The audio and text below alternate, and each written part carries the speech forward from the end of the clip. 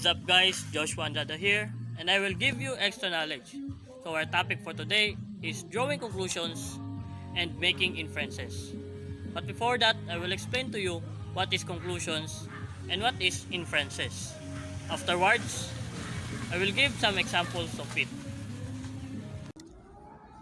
Drawing conclusions. Drawing conclusion. Conclusions are the judgments or decisions reached based on information learned. It requires reasoning or deep thinking and observation skills. I think of drawing conclusions as solving mystery.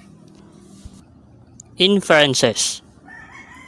Inferences. Making inferences is the process of figuring out missing information from information that is included. We can use pictures and text clues to infer, and making inferences are more situational. Here are some examples of drawing conclusions and making inferences. In this picture, we can see phrases like sky is cloudy, ground is wet, umbrella is inverted. We can use it as a clue to make inferences and draw conclusions. So I came up my inference. In this example, the facts we see are that the sky is cloudy, the ground is wet, and the umbrella is inverted. These facts indicate that it is rainy, because the ground is wet and because she has an umbrella. We can infer that it is windy based on the fact that the man is holding onto the woman and because the umbrella is inverted. So these are my conclusions also. From the same photo, you could also gather clues for conclusion. You might wonder, how will the weather impact the couple's plans later in the day? The couple has plans to go hiking. Well, we'd conclude that they'll cancel their plans because it will be muddy and impossible to hike without having their shoes stuck in the mud. So here's another example.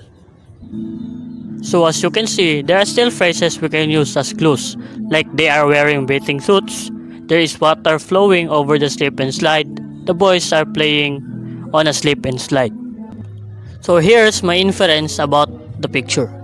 In this next example, the facts we see are that the boys are playing on a slip and slide. They are wearing bathing suits. The water is flowing over the plastic sheet.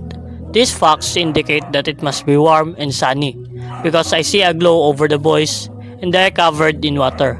Finally, I infer that this cools them off since the water splashes upon them. So here's my conclusions also.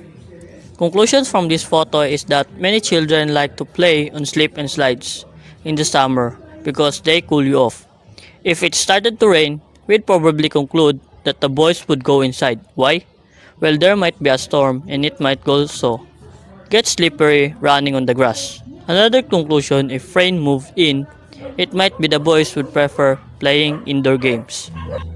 So then, we are done. I hope you guys get new knowledge about on how to draw conclusions or how to make inferences. Thank you for listening.